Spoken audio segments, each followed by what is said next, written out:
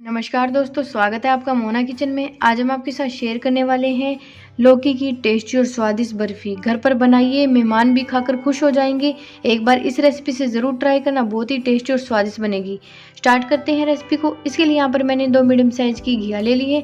मैंने घिया को पहले ही धोकर सुखा लिया था, फिर हमने इसके छिलके उतार लिए हैं।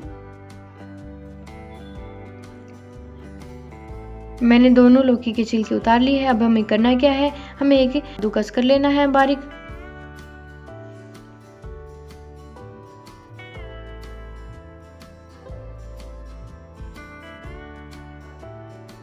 ऐसे करके हम सभी लौकी को कद्दूकस कर लेंगे। बिल्कुल इसी तरीके से आपको भी इन्हें कर लेना है। मैंने सभी लौकी को कद्दूकस कर लिया है। कितना बारीक कद्दूकस किया है। फिर हमें करना क्या है, एक पैन के अंदर यहाँ पर जो हमने लौकी को कद्दूकस किया था वो सभी लौकी को हम पैन के अंदर डाल देंगे और इसको हमने मीडियम टू हाई फ्लेम पर इसी तरीके से चलाना है ताकि जो लौकी के अंदर पानी होता है 2 मिनट बाद अच्छे से सूख जाए और 2-3 मिनट बाद सूख जाए जब लौकी के अंदर पानी। फिर उसके बाद यहाँ पर हम 1 चम्मच घी डाल देंगे। घी को हम लौकी के अंदर बिल्कुल इसी तरीके से मिला लेंगे। थोड़ी देर बाद आप देखोगे जो हमारी लौकी थी थोड़ी सी भुनकर रेडी हो जाएगी। हमें इसको बीच बीच में से चलाते रहना है। आप देख सकते हो थोड़ी देर बाद जो हमारी लौकी थी कितनी बनकर अच्छे से रेडी हो गई है। हमें इसको चलाना नहीं छोड़ना, इसी तरीके से हम इसको बीच बीच में चलाते रहेंगे क्योंकि जो हमारी लौकी है अच्छे से बनकर रेडी हो जाएगी। फिर उसके बाद यहाँ पर मैंने 100 ग्राम यहाँ पर मैंने चीनी डाल दी है। अगर आप ज़्यादा मीठा खाना पसंद करते हो तो आप ज़्यादा चीनी का यूज़ कर सकते हो।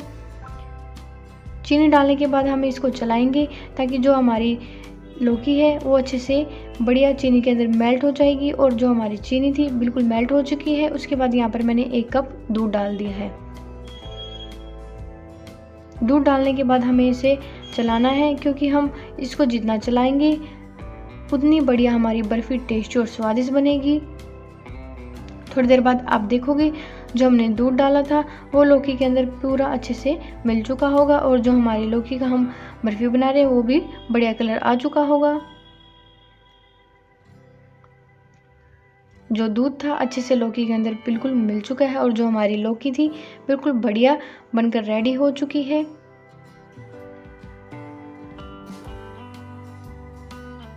इसी तरीके से हम इसको 5 मिनट तक और चला लेंगे ताकि ये और भी बढ़िया से भुनकर अच्छे से रेडी हो जाए। फिर उसके बाद यहाँ पर मैंने 100 ग्राम मावा डाला है।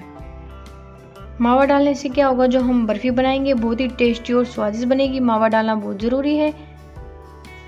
मावा डालने के बाद हमें इसको मिलाएंगे और कम से कम 5 मिनट तक और भून लेंगे ताकि जो मावा है लौकी के अंदर अच्छे से मिल जाए। और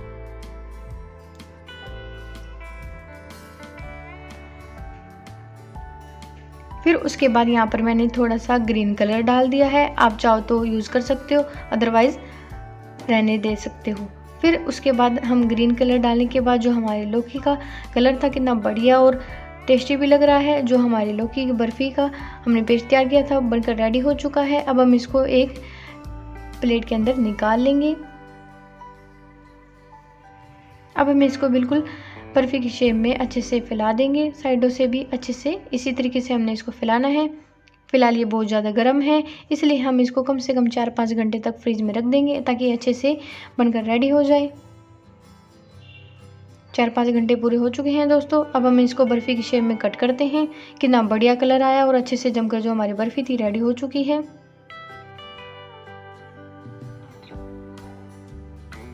मैंने इसको बिल्कुल लंबे पीसेस में कट किया है और साइड में से छोटे पीसेस में कट किया है। आप चाहो तो साइज में छोटा बड़ा कर भी इसे कट कर सकते हो।